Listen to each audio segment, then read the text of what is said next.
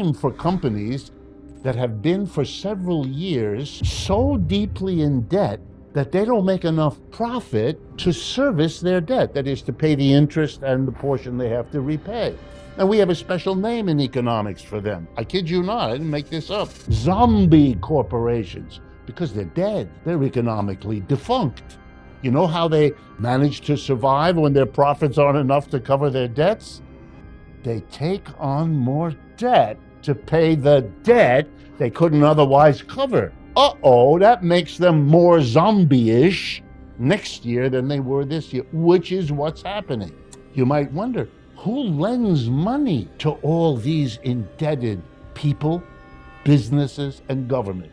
Well, let me start with the government, because if you thought the world was crazy before, wait till you get this. The two biggest creditors of the United States government are Japan and China. Japan number one, China number two. A few years ago, it was the other way. China was number one, Japan was number two. The United States is the biggest debtor country in the world by countries. The second biggest creditor of the United States as the biggest debtor is the People's Republic of China. Do you understand? The United States owes China $850 billion, roughly. It has to pay interest, of course, on that debt, like it has to pay on others. Which means I'm here to tell you that a portion of the taxes every one of you in this room pays when you buy a bottle of beer, or you smoke a cigarette, or you pay your taxes, a portion of that money, you should be very pleased, is collected by the United States government, not used for houses or medical care or student loans, but shipped to China as interest on the debt to enable them to build their military capacity to fight the United States. Hello. I didn't make this up.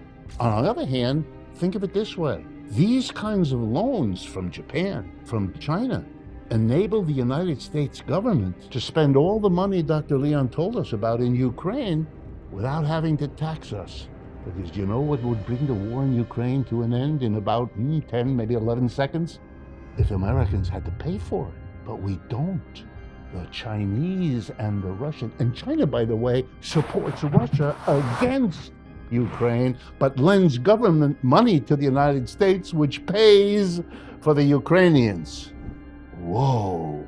You think you ought to pay respect to a system working like this? Think. We are in a completely different world than we once were. The empire is declining. We are not strong. We are weak. Here's how it works. Every empire, as it goes down, has the following procedure of handling it. The people at the top, the rich and the powerful, respond to the decline by saying, oh, this is terrible, but not for me. The top always offloads the difficulties and burdens of a decline onto those people less powerful and less rich than themselves. The emperor in Rome didn't suffer the way the average people did. The emperor in Persia or the emperor in Greece, it doesn't matter. All the empires show the same phenomena. Those at the top hold on, work harder than they used to hold on because they know damn well it's going down. And who can't do that are the people who don't have much power and the people who don't have much wealth. And so the working class has to be, one way or another, squeezed as you go down. And we, you, me, we're all being squeezed. And in our naivete, we turn to the Republican and Democratic Party. Protect us. They can't. Oh, they'll tell you whatever you want to hear. You know that. We live in that. But they can't do anything because the only real thing to do would be to say honestly to the people, well, our empire's going down. It's going to be a hard thing. And maybe we all ought to get together to try to get through this difficulty together. Oh, that would be an interesting idea. Would have a name like, I don't know, socialism. That would be rational. We don't live rational. How do you squeeze the mass of people? A lot of ways. It's a little bit like that famous poem, you know, how do I love thee, let me count the ways. How am I going to screw the working class? Let me count the ways. So for 40 or 50 years, we make sure that unions can't function. They can't do what they were invented to do, help the workers get a better deal. Not going to get that. We're going to demonize unions. We're going to make every union look like it's, that movie On the Waterfront, a bunch of crooks that are grabbing your dues every week. You've been living your life in that kind of an environment. It's changed the last few years as working people begin to get it. The Starbucks workers are beginning, and the Amazon workers are beginning. The labor movement is kind of coming back to life, but it's coming late in the process of squeezing the working class. Here's another way you squeeze the working class. You have this thing which you say is some kind of mystery. It's called an inflation. What? An inflation sounds like something you do to a balloon. What is an inflation? In economics, it just means prices are going up. But now let's be a little bit more careful. If you know anything about the inflation of the last few years, here's a little statistic. The inflation has gone up faster than average wages and salaries of people. Okay, now I'm going to do this very difficult arithmetic. If the money you have to spend, your wages and salaries, are not going up as fast as the prices, there are going to be things you can't afford anymore. Really special, expensive things like eggs. The inflation in eggs is due to bird flu.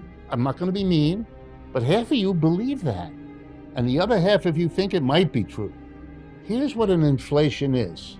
It's a decision made by some people to jack up the price you have to pay for the things they can control the prices of. Who sets prices in a capitalist economy? Answer: the employer. Those of you who have had jobs all your life as workers, do you ever recall being called into an office to add your opinion as to what the price should be of what you helped to produce? Never happened. The United States Census tells us 3% of Americans are employers. Welcome to the other 97%. That's you and me. The employers set the prices. We pay them. When they jack up the price, that's because they want to give us fewer of whatever it is they make for the money we have to give them. It's a way of screwing the working class. And that's how it's been used in the last few years. And all these economics professors, including many of mine and people I know, sit around debating, how are we going to control the inflation? What is it? And how does it happen? I sit there, I'm one of their students. I want to run up there and hit them over the head with a ping pong paddle. What are you doing? What is this noise coming out of your mouth?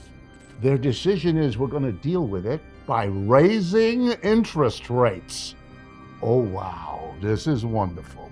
Who gets screwed when you raise an interest rate? In case you're not rich yourself, I'm going to tell you, it's not rich people. They don't give a flying whether the interest rate is 2%, 6%. They're rich. That's what it means to be rich. You don't care. But you have to care because it's going to mean that little bit of money at the end of the month that you have to pay on your credit card is going to be bigger than it was before. And everything works like that. The rich don't care. You know what that's like? It's like, I'm going to stick it to you now for a moment, congestion pricing. Oh, good. We have a problem in New York with traffic. This should come as hot news since it's only been true for a century. And we're going to finally do something. Oh, really? Yeah, what? We're going to tax everybody the same. What? A rich person who will not give a damn, and the poor person for whom this adds up as an extra buck or two every time you do something. Only an American politician who's just seen what inflation has done to people would come up with that solution. And by the way, raising interest rates, is that the only way to deal with inflation? Of course not. Why did you ever think it? Answer: because that's what you were fed all the time in all the media. The last time the United States had an inflation as bad as the one a couple years ago was back in the late 70s and 80s. We had funded the war in Vietnam by printing a lot of money because otherwise the people would have revolted against it. If you'd said to everybody, we're having a war in Vietnam, it's going to cost every family a couple $1,000 a year. Whip, end of war. So we borrowed. We printed money and we borrowed. And then we had the terrible inflation. And then a conservative Republican president, Richard Nixon, went on the television August 15th, 1971, and said, I'm going to do something about this terrible inflation. Oh, good. There was tremendous suffering in the country and a lot of pressure. And put that together with the problems with the war, he had to do something. So he declared a wage price freeze that day, 15th of August. This conservative Republican president who became president by becoming the champion of anti-communism. As of tomorrow morning, he said, any business that raises its prices, we will come for you, we will arrest you, and you go to jail. Guess what? The next morning, inflation vanished. Amazing. Are you surprised? Shouldn't be. Is this a story about how you control an inflation? Yeah. Did it work? Yeah. Did it happen in the United States? Yeah. Do you know about it? No. And the people at the Federal Reserve who decide interest rates, they made sure not to ask about it, not to talk about it, not to debate it. Let me give you another example, because I think that perked some of your interest. In the early 1940s, the United States decided to enter and fight World War II. And the economists, who by the way included a significant number of Marxists and socialists, because in the 1940s, they would be hired by President Roosevelt at the time because they were considered the most reliable anti-Nazis, anti-fascists. So people like Galbraith, whose name you may know, Paul Sweezy, Harry Magdoff, very important people on the left of American economics, were working in Washington. And they went to Roosevelt and they said, okay, you got a problem. You're about to fight a war. You're going to move all these resources, factories, railroads, to work on a war, to supply the army, supply the navy, and fight a war. And those resources are therefore not going to be available to produce food, clothing, shelter, consumer goods.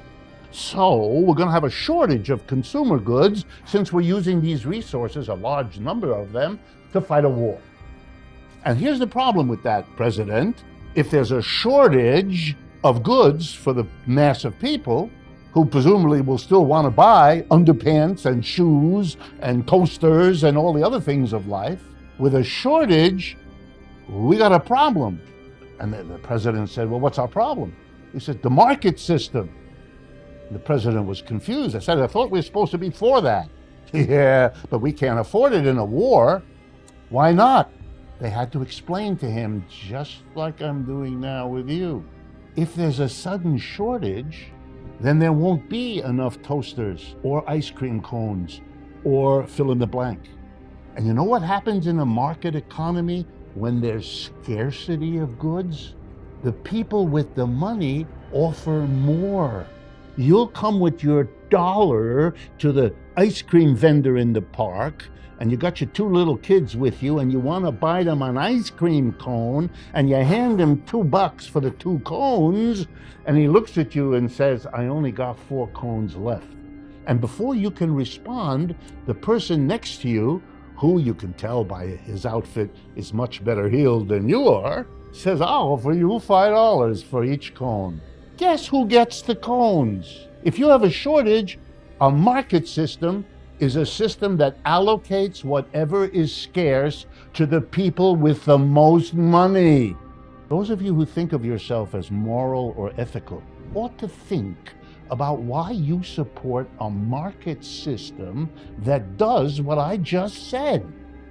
Really? That's what you want? You want to live in an economy that distributes whatever is scarce to people with the most money? You know what that means? It means that the little bit of milk will be purchased at a high price by the nice rich couple who gives it to their cat. But it will not be affordable to the poor couple who needs it for their children.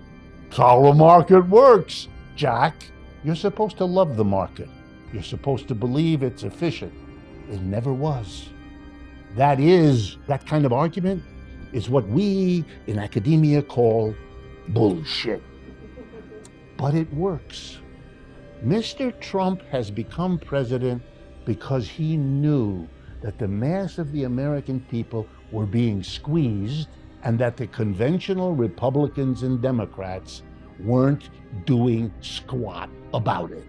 And he said, I'm different. Watch me. I'm going to call all Mexicans rapists. I'm going to be outrageous. I'm going to say the things that were quoted earlier. I'm going to be a misogynist, not quietly and under the table, the way it's usually done, but big and loud and open, all about it. Watch me. I'll say all those racist and other things that other politicians believe, but no, have learned, don't say that, or at least don't say it in public. He convinced Americans, a lot of them, not all, but a lot of them, he's different. And when you got two parties that aren't doing anything for you, and you're feeling very squeezed, you give your vote to somebody different. After all, why not? The Democrats had the equivalent. You all know his name, Bernie. He was the different on the other end.